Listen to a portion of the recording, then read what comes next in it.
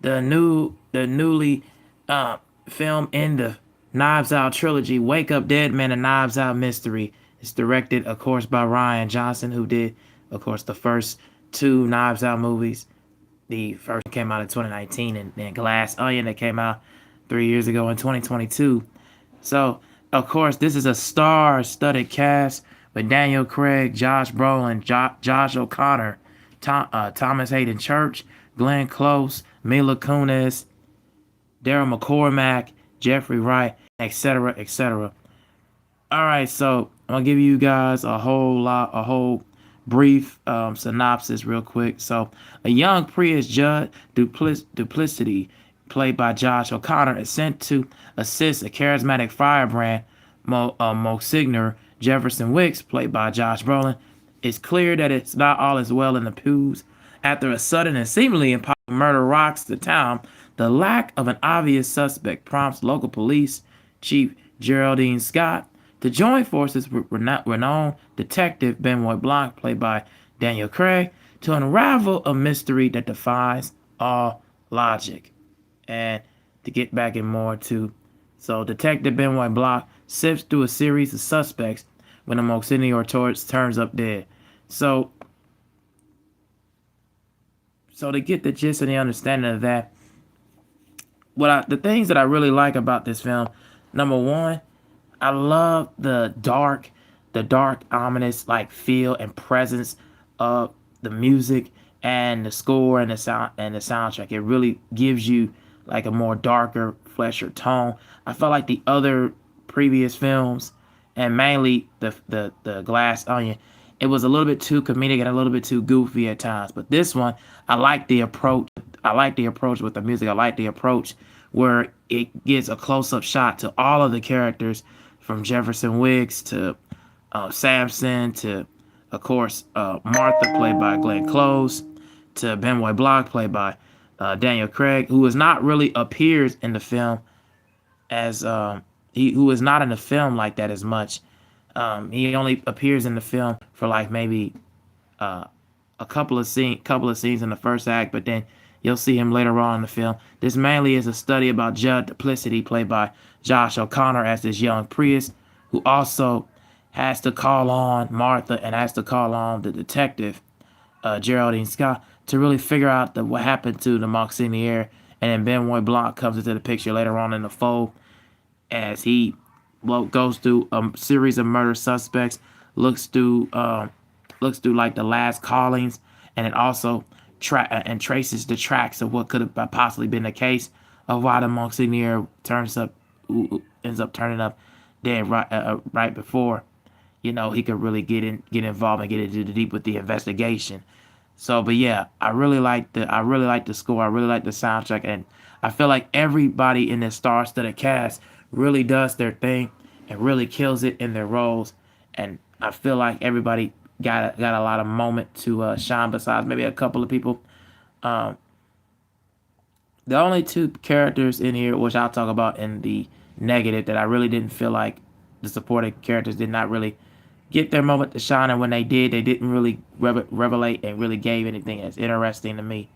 Well, I'll talk about that in the cons. But starting off with the three major pros, I will say number one is the overall score, the musical score, and the overall soundtrack. Then number two, the overall main three characters, Jefferson Wicks, Benoit Blanc, and of course Judd Duplicity, played by Josh O'Connor. It's pretty much his movie. He pretty much steals the entire show, does everything that he does, and does everything that he can. Benoit Blanc, played by Daniel Craig, he does his thing. I really feel like he continues to prematurely salvage, and really plays this detective really, really well. Tries to solve crimes, tries to figure out this mystery. And then also, I really like the concept. I really like the premise, because it's not just stereotypical murder mystery, who did it, who done it kind of story, like, the genre and the title of it says. It really takes and tackles a lot of heavier topics of, like, dealing with paranoia, dealing with paranoia, dealing with a complex, and a paradox and dealing with exhilarating like a nurse crime thriller aspect. It really deals with these angles really well. I like that aspect of it, and it really portrays it. So it really portrays that angle just north of a thriller crime, and it also follows every character. It gives moments that they can shine in certain scenes, and it really does its thing in that sense. So definitely give it plus points on that. Um, then to get into the cons, the biggest negatives. Now, when we get to the second and third act, I really feel like Dr. Nat Sharp, played by Jeremy Renner, and Vera, played by Kerry Washington, were pretty much underutilized, underperformed. I really didn't feel like they gave anything left to the table. I really didn't. I wasn't really feeling, their characters in the film. They really didn't serve a whole lot of a purpose, in my opinion, and it really didn't gravitate and really push the envelope with this film. It really didn't do much for me that really resonate with their performances like that. So I felt like they were kind of, towards the back burner. But other than that, I was really engaged on what would happen. And then once you figure out the actual killers of the film, and in certain aspects, it does get predictable who ends up filing killers. It does get predictable because I could predict the killers like dang near 45 minutes into the film. I could honestly know what was going to go on and where the direction it was going to go into this third act once we get there. But when we get there, it does put a little bit of a spin and a little bit of a twist because it has a lot to do with greed, dealing with this diamond like orb, shaped orb, and this diamond like crystal.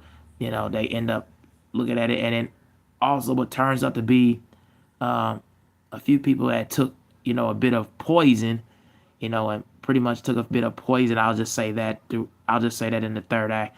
A few people end up taking a bit of poison because we end up finding out who killed that Monsignor, and who also had a lot to do with Samson Hope, played by Thomas Haden Church.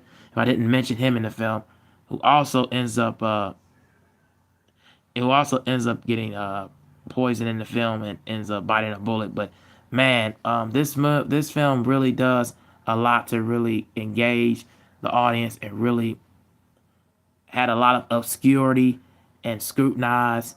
It deals with a lot of obscurity and scrutinizing, and deals with a lot of just pain, and deals with a lot of tragedy as well. And it also deals with some heavy subject matter, man. I definitely would say go into this with the utmost expectations in the world. If you did not like the previous Knives Out films, maybe give this one a shot. You may change your mind. If you did not like Glass Onion and Knives Out Mystery, give this one a shot. This may change your mind. And if you love the first two movies, I don't understand how you would not like this one, man. This is right up your alley. If you like murder mysteries, murder whodunit kind of stories, and if you like the 1985 version of Clue, I don't see how you're not gonna see this film. This film does everything right, and it ups the ante as far as the character performances and the actor performances. Nobody didn't take anybody role away. Everybody had their own moment to shine. So, yeah, no, I don't understand how you would not see this film and not think otherwise. So, all right, my rating overall for the film, I give it 3 stars out of 4.